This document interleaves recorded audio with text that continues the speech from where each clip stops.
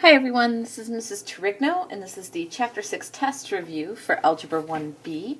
I'm going to break this video into multiple parts because this test review is a little bit longer.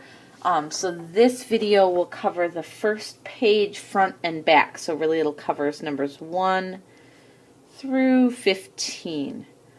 Okay, so if you're looking for a problem later in the packet, there will be another video popping up shortly. Okay, so this first section, 1 through 3, is asking you to expand and simplify. Now remember, expand means to use the fact that this is a square to write this set of parentheses out twice and then multiply together using FOIL. And FOIL is just an acronym that helps you do the distributive property with two binomials. So in this first one, what that would look like is, when I expand it, it would be 3 plus x times 3 plus x. And then I'm going to multiply first by first, so 3 times 3 is 9. On the outside, 3 times x is 3x. On the inside, x times 3 is 3x. And last would be x times x, which is x squared. Now it's just a matter of simplifying and writing your final answer. And for these, usually when I write my final answer, I try to put them in standard form, which means I'm going to start with the x squared. So x squared plus, now I can combine the 3x and the 3x to make 6x plus 9. And that would be my final answer for number 1. Okay, number 2 works exactly the same way, except it's got this coefficient out front. It's got a 3 in front of the parentheses. Remember, that's multiplication. That's like 3 times all of this, and this is an exponent. So if you're following order of operations, the exponent has to come before the multiplication, which means I'm going to do the FOIL before I distribute the 3. So leave the 3 alone for now. I'm going to write out the parentheses twice, just like I did before. X minus 4 times x minus 4. Okay? And then I'm going to multiply together x and x makes x squared. X and negative 4 makes negative 4x. Negative 4 and x makes negative 4x. And negative 4 and negative 4 makes positive 16. And then remember, I do still have that 3 floating out in front.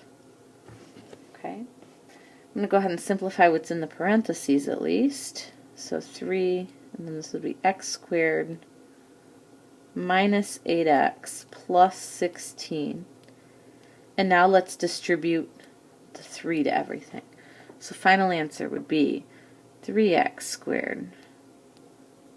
3 times 8 is 24, so minus 24x. And then 3 times 16 is 48. And that's what your final answer would look like there. Okay, let's get number 3. Number 3, I have 2 binomials that I need to square. So I need to square this and I need to square this. And what I would recommend is that you square them both separately and that you save that minus sign in the middle for last. That you have that be sort of the last thing that you do. And I might need a little more space for this one, so I'll blow this up a little. Okay, so I'm going to write out 5 minus 2x and 5 minus 2x minus, and then I'm going to square the other one, 5 plus 2x and 5 plus 2x. Okay.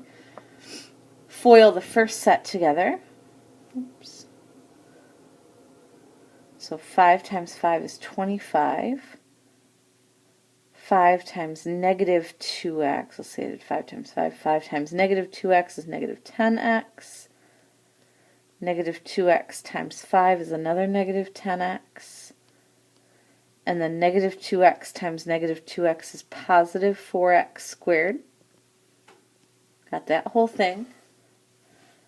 minus, now I'm going to square this one, so 5 times 5 is 25.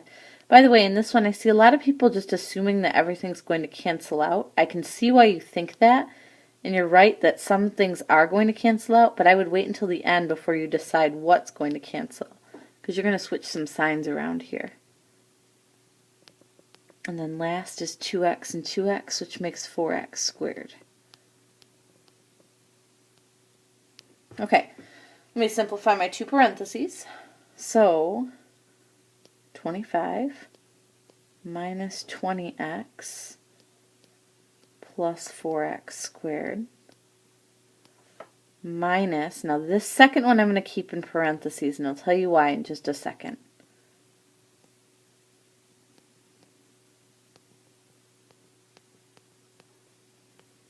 Okay, because I am subtracting, this minus sign means I'm subtracting everything in those parentheses. So if you drop the parentheses, it will look like you're just subtracting the 25, and then all of these will be plus. Okay? But you want to make sure you're subtracting all three of these, which really means you're going to distribute that negative sign. That's going to make this a negative 25. That's going to make this a negative 20. And that's going to make this a negative 4x squared. Okay, and now that minus sign is gone because I've distributed it to everything there. So now when I combine, I have 25 and negative 25, and those are going to cancel. Okay, I have negative 20x and another negative 20x, so that's going to give me negative 40x. And then, so I've used that and that. And then I have a positive 4x squared and a negative 4x squared, so those are also going to cancel. And so for my final answer, I'm left with just negative 40x. Okay, so almost everything cancels, but not quite everything.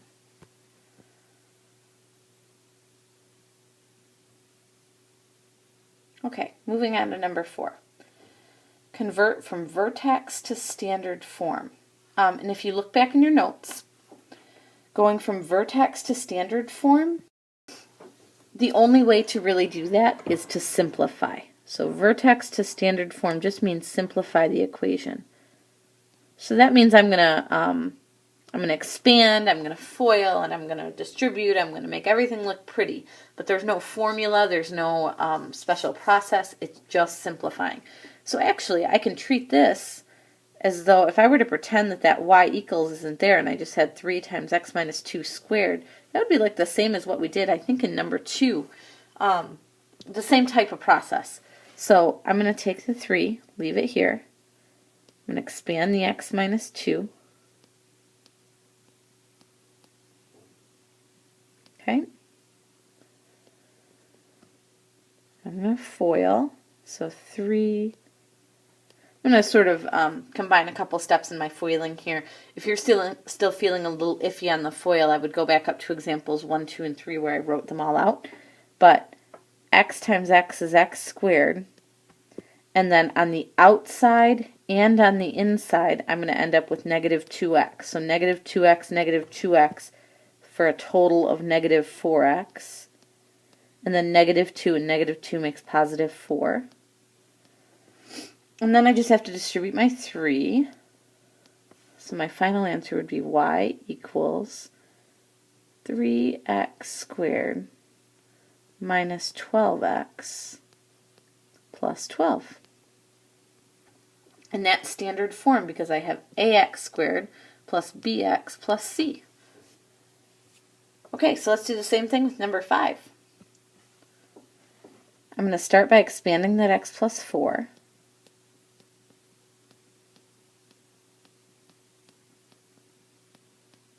Okay, leave that negative sign out front. That's really like a negative 1 that we're going to distribute. Okay, when I FOIL, leave all of this alone. I'm going to be left with x times x is x squared. I'm going to have a 4x and a 4x, which makes 8x. And then 4 times 4 is 16. Move up here. I'm going to distribute this negative sign to everything, which remember that negative sign is like a negative 1 hanging out there to be distributed. So now I have y minus 6 equals negative x squared minus 8x minus 16. And then the only thing that I have left to do that I didn't have to deal with in that last one is the fact that the y still has a minus 6 on it. I need to move it over here. So to do that, I would add the 6 to both sides. And you guys seem pretty good with that step in class. So I bet that you got that right away. Equals negative x squared minus 8x. And negative 16 plus 6 is negative 10. So there's your final answer because that's now in standard form. Y equals negative x squared minus 8x minus 10. Okay, next section. Converting from standard to vertex form.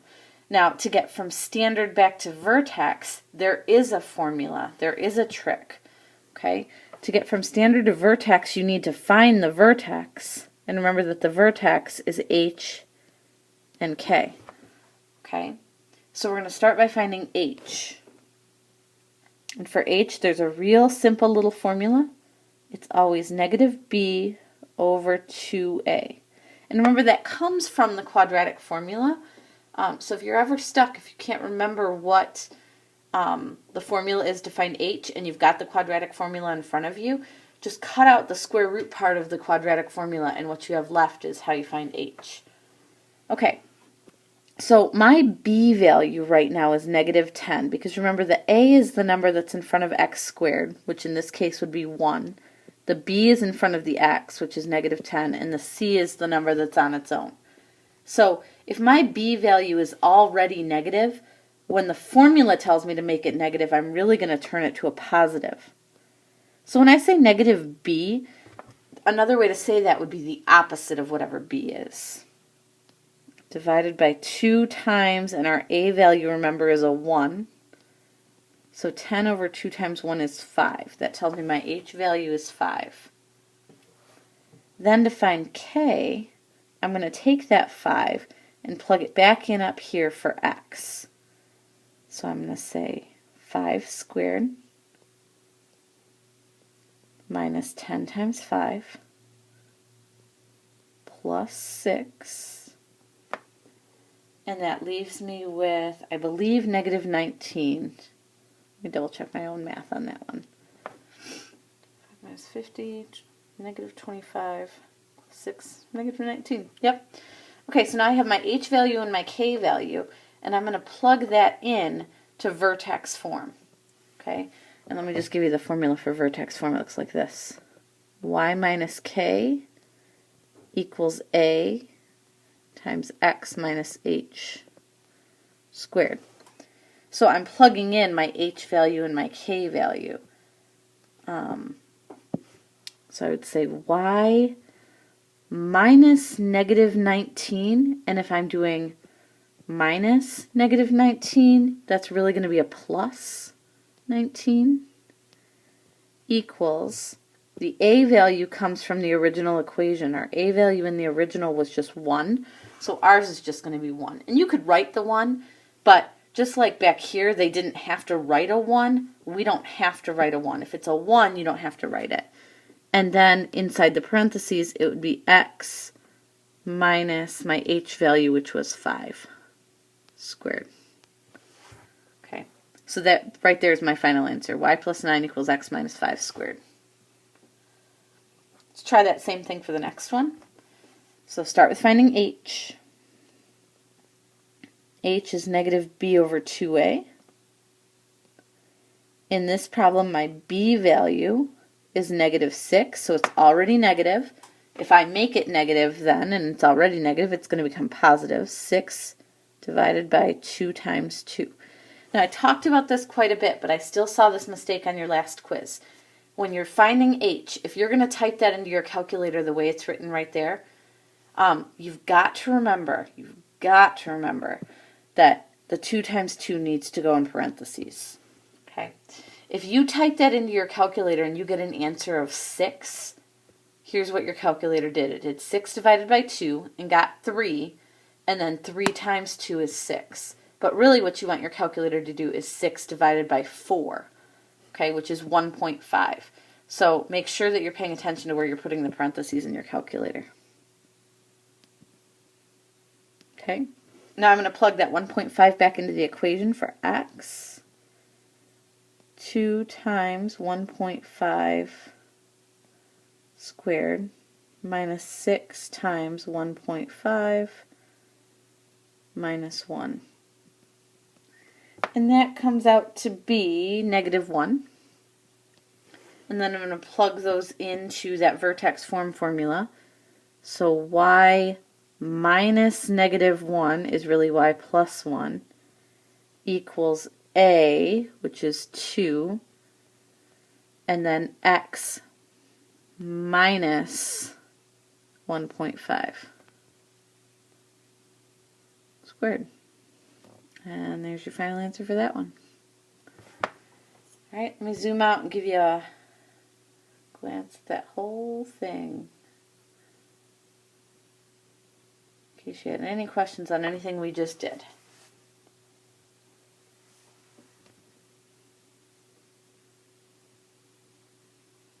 Okay, if you see anything that you're still confused on, I would rewind and watch that part of the video again, or fire up your email and send me an email quick, because I will be checking them tomorrow and all afternoon tomorrow while you're working on this to get ready for your test. Let's move on to page 2. Okay, page 2 starts out with some solving. Now, we learned a couple of different ways to solve, so let's review that. One way we learn to solve is by taking a square root. Okay, you can get rid of an x squared with a square root.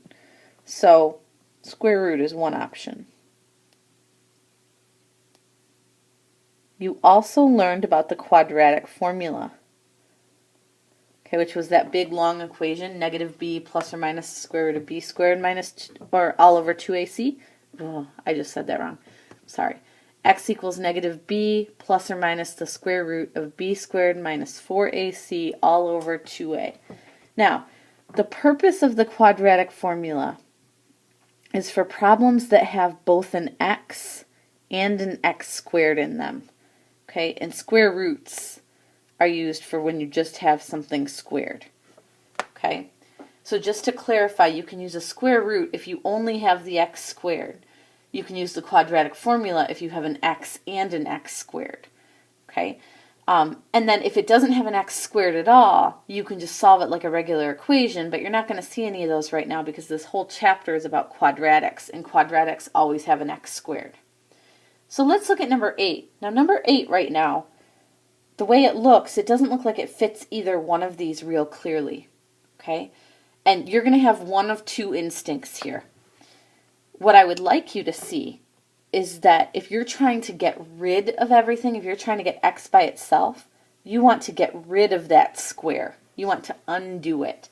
And that puts it in this category, the square root. You can just take a square root and solve that way. Now you have to be careful when you do that, and I'm going to show you how to do that in a minute. But some of you may look at this and think back to what we just did and think, oh, I'm going to expand that. I'm going to expand the x minus 2 and square and FOIL. And when you took your first quiz, I told you not to do that because you didn't have any method for doing that. However, now you have learned the quadratic formula. If you did FOIL that, if you did expand it and FOIL it, you would get something in standard form. You would get something x squared plus something x plus something. And then you could plug those values into the quadratic formula. Okay? A little bit longer in my opinion, but it would work. Okay, so I want to make sure you're clear that you do have options for that. What I would love for you to see, just for simplicity's sake, is that if that's something squared, then we can square root to get rid of it.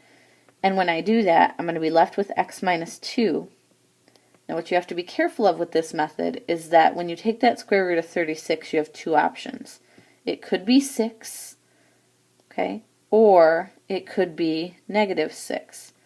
So we have to consider both options. It's possible that x minus 2 equals 6. It's also possible that x minus 2, well, that's going to get messy real quick. Also possible that x minus 2 could equal -6. And then we have to solve both of those separately. It's not going to be like a plus or minus number. Here I would add 2 and add 2. and I would get x equals 8. Here I would add 2 and add 2, and I get x equals negative 4. So my two answers, because remember you're almost always going to have two answers with these, is x equals 8 or x equals negative 4. Same two answers you would have gotten if you would have gone through the FOIL and then the quadratic formula process. Okay? So number 9, again, I could do the quadratic formula here. Now you're missing a term. You're missing your x. Okay? Usually when you're doing quadratic formula you have x squared and x and a number. If you're missing a piece, you can put a 0 in there. Okay, so you could do this with the quadratic formula and put a 0 in for b. However, I think it'd be easier, again, just to do the square root because all you have is an x squared. You don't have that other term. Okay, so you can use square roots on this. Okay, so I would add 49 to each side.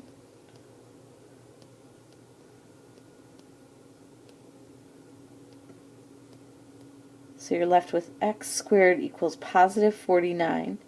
And now that you're trying to get rid of the square root, now that you're trying to get rid of the square, you can take a square root. And that's going to leave you with two options, just like before. X could be 7, or x could be negative 7. Now, in the last problem, at the point where we took the square root, we still had an x minus 2 left here.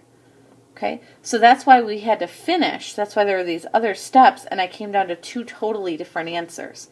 Here, when I took the square root, I was left with just x. So that means I'm done. That means I'm at the end of my problem.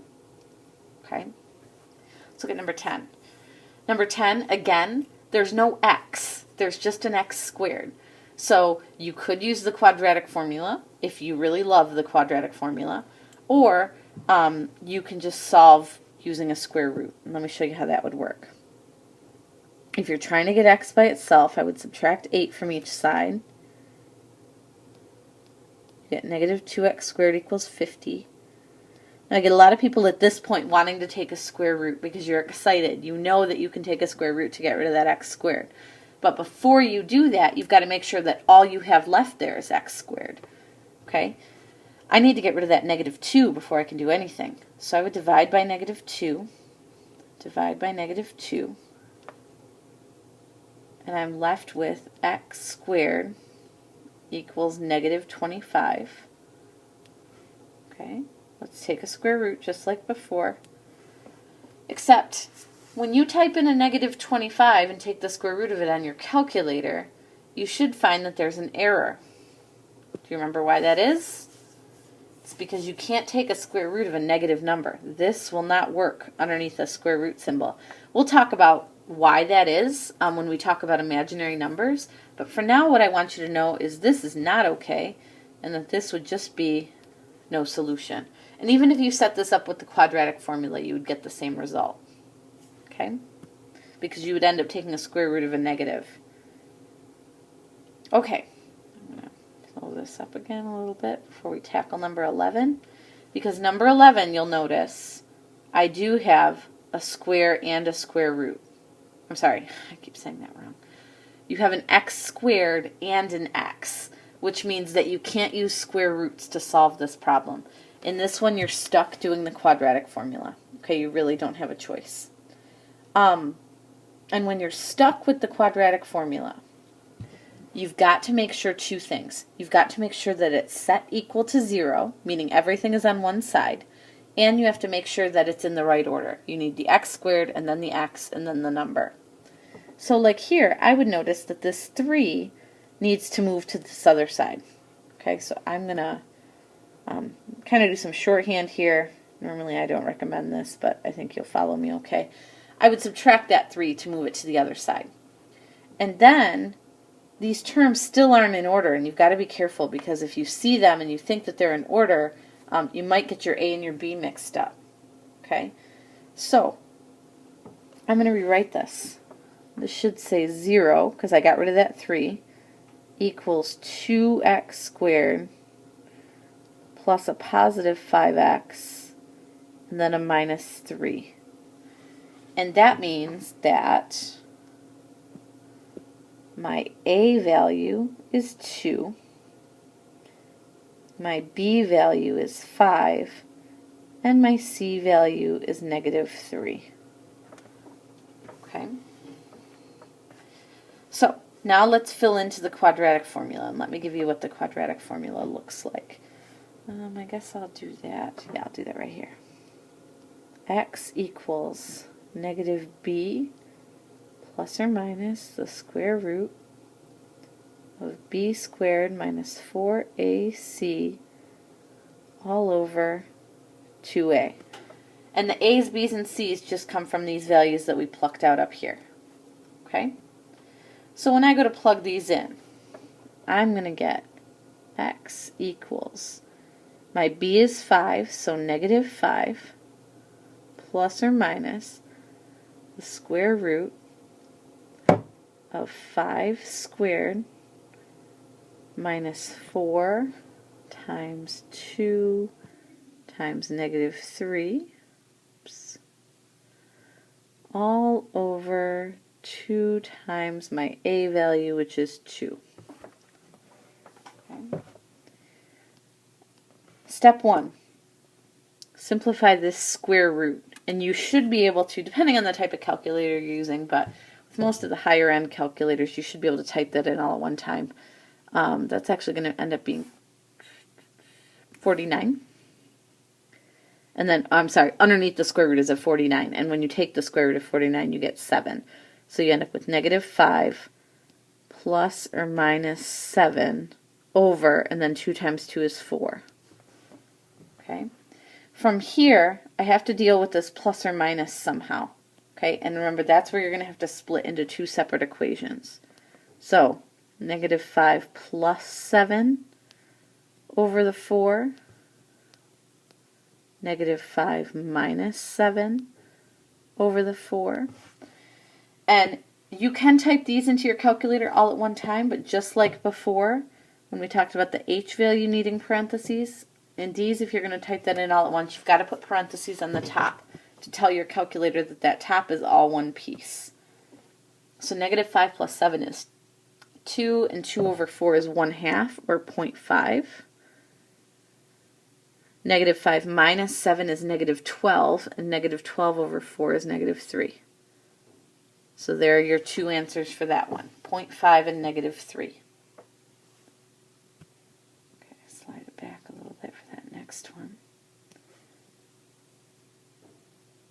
Okay, number 12. Again, you're going to need it to be in standard form, meaning you need everything together on one side and you need it in the right order. It does not matter one bit if you wanted to take these and move them to that side, or if you wanted to take these and move them to that side. Okay, you just got to get everything to one side. So I'm going to add the 4x to each side, and that would line up here. And I'm going to get rid of that 28 by subtracting. And I don't have another number here, so that's just going to be minus 28 kind of wedged in there at the end. So now this left side would say 2x squared, -5 plus 4 is -1x, and then minus 28 on the end.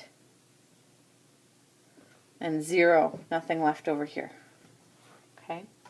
So now my A value is 2, my B value is -1, and my C value is -28. When I go to plug that into the quadratic formula, whoops, it's going to look like this.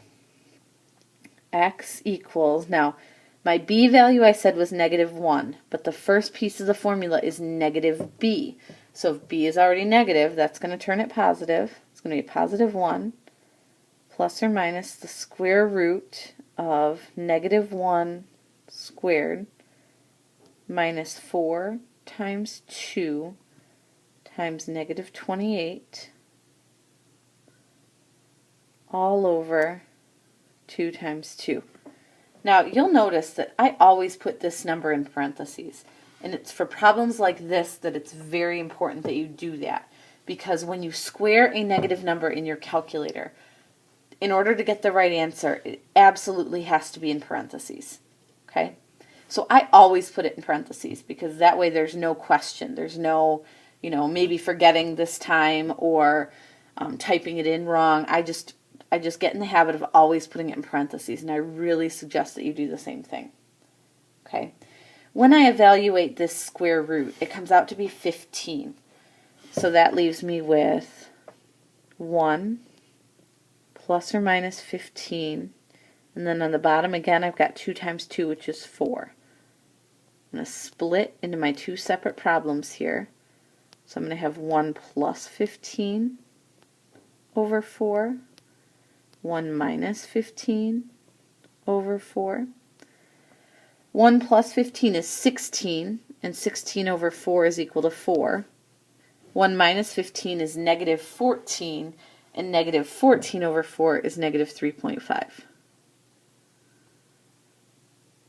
Okay, so there are your 2 solutions on that one, 4 and negative 3.5. Okay, let's look at number 13. This one's in a nice form already. I've got ax squared plus bx plus c, and in this one, my a value is 1, my b value is 1, and my c value is negative 1. So when I plug into the quadratic formula, negative b, so that would be negative 1, plus or minus the square root of 1 squared minus 4 times 1 times negative 1, all over 2 times my a value, which is 1. Okay. Now this time when I evaluate that square root, I do get a crazy decimal. It's an irrational number. It goes on forever. That still means you have a solution. It's just not as clean of a solution. So I think that one comes out to be like 2.24. Just checking my notes from last time I did this, but negative 1 plus or minus 2.24 over 2. 2 times 1 on the bottom. Kind of cramming this in here, but so negative 1 plus 2.24 over 2. Negative 1 minus 2.24 over 2. Oops, that whole thing's over 2. Slide over here a little bit. When I evaluate this first one, that's going to be negative 1 plus 2.24 is 1.24, and then 1.24 divided by 2 is 0.62. And negative 1 minus 2.24 is negative 3.24, divided by 2 is negative 1.62. So there are your 2 solutions. Again, they're not as pretty as your other solutions were, but they are still your solutions. Okay. All right, number 14. 14 is almost in the right form. It's almost the form that we want it to be in. Okay. The only thing that has to move here is the 5. So let's move the 5 over. That leaves me with x squared minus 8x plus 16 equals 0. So my a is 1, my b is negative 8, my c is 16. So x equals negative b, and my b is negative 8, so that's going to become a positive 8, plus or minus the square root of, and this is another one where parentheses are going to be important, minus 4 times 1 times 16 all over 2 times my a value, which is 1. In this one, don't let this freak you out because this happens sometimes. This square root, when you evaluate it, negative 8 squared is 64, and 4 times 1 times 16 is also 64, so you end up with 64 minus 64, which is 0, and the square root of 0 is just 0. So this works out to be 8 plus or minus 0 over 2. Okay, 0 is a number. 0 works. Now, plus or minus 0, though, doesn't really matter, because if you add 0 to 8 or subtract 0 from 8, either way, you're left with just 8. Okay, so this is one where you're only going to end up with one answer, because 8 plus and minus 0 is going to give you the same result. So really all you have to do is 8 divided by 2, which is 4. And all that means about this one is if I were to think of this on a graph, remember these solutions are the x-intercepts of where this graph would be. If I were to graph this parabola, where the parabola would be crossing, this would be one where it sits right at x equals 4 like this. Okay, well I drew my parabola a little badly, but the vertex would be right at 4. Okay, it'd be sitting right on the line. So that does happen sometimes. It's okay if you get a 0 there. That doesn't mean no solution. All right, let's look at 15. It's in a good form. Okay, I've got the 0 on one side, I've got the x squared, the x, and the number on the other side. So I'm ready to just jump into that quadratic formula. So x equals negative b, which would be positive 2, plus or minus the square root of negative 2 squared, minus 4 times 6 times 40, all over 2 times 6. Now on this one, when you go to evaluate this square root, you might get an error. Okay? And when that happens sometimes, okay? That doesn't mean you did it wrong necessarily, but I would double check yourself and make sure that it wasn't a mistake that you made someplace, okay? But in this one, if I were to do just the numbers, if I were to just do negative 2 squared minus 4 times 6 times negative 40, I'm sorry, that's not negative, times 40, I would get negative 956. Okay, I'm just going to jot that in here, that just the numbers are equal to negative 956. That's what's called the discriminant. If you remember, I just did the numbers underneath the square root. And because that's negative, I'm not going to be able to take this square root of it. Okay, that's why it's coming back with an error. So if you're asking your calculator to take a square root of a negative, it can't. That means there's no possible solution for this one because I can't take a square root of a negative. So as soon as that happens, you can say no solution and be done.